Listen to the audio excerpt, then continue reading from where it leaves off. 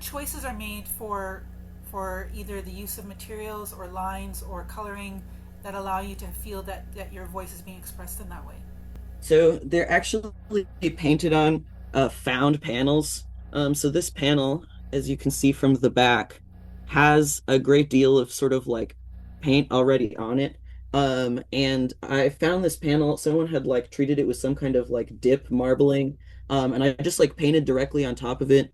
So a lot of the colors, I'm sure it's not that great on this camera, No, we can but a lot see of the it. colors like show through from the previous painting that was on there, which I think is a really big part of my work, like especially like my acrylic series of paintings. All of the canvases or panels that I've used have been recycled in some fashion.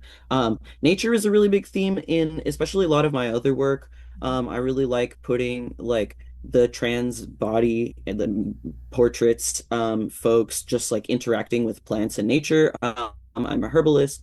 And so like I think that the the sense of like responsibility toward the land and environmentalism is something that I continue to sort of like do throughout my work. Even though of course acrylic is plastic, so there's kind of a weird tension there. I'm Yeah. wondering, with regards to the panel that you're going to be contributing to our exhibit, a portion of the imagery underneath, is it coming through a little bit? Mostly just in the form of colors. In this one in particular, I have some other work where part of it is just out of like cheapness in a sense. You can much more easily go to the thrift store and find a large canvas that someone has put like respectfully mid abstract painting on, and then gifted it to their mom, and then after the requisite amount of time, their mom was like, "Okay, honey, I'm donating this to Value Village."